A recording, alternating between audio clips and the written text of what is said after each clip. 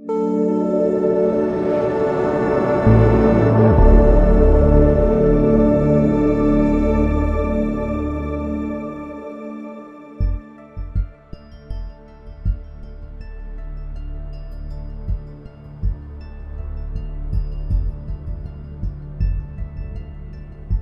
comes a time in the unfolding of a world when the deeper currents break the surface, when the soul of a people, long buried under convenience, pretense, and noise, rises not with fanfare, but with a quiet insistence that now is the moment. For many, that time is no longer coming. It has arrived. You may not recognize it at first. It rarely announces itself with clear signs. Instead, it comes as restlessness, as fatigue without explanation, as the growing awareness that something once solid is now cracking.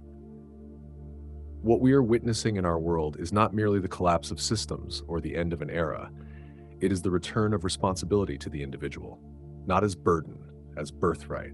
In this return, much is being asked of courage, of clarity, of willingness to face what has long been avoided, not in the outer world only, but within the sanctuary of one's own interior. This is not about perfection or purity.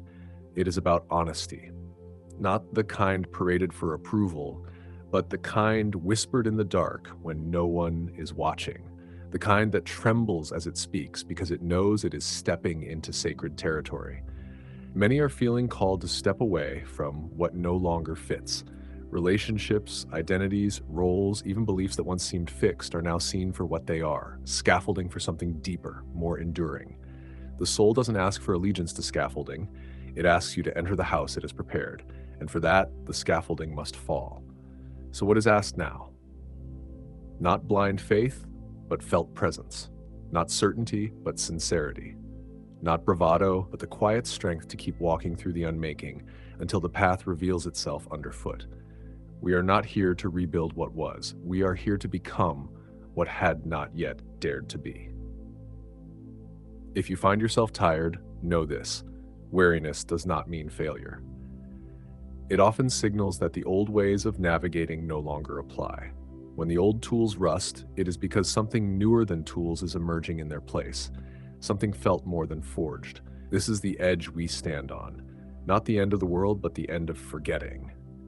Not the collapse of truth, but the collapse of illusion. Not the punishment of the fallen, but the mercy of reunion.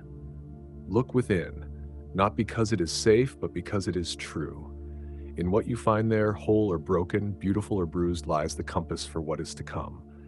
Not all will choose this. That is part of the story too. But if you are reading this, chances are you've already begun. Keep going. The road ahead is not straight, but it is sovereign. And you are not alone.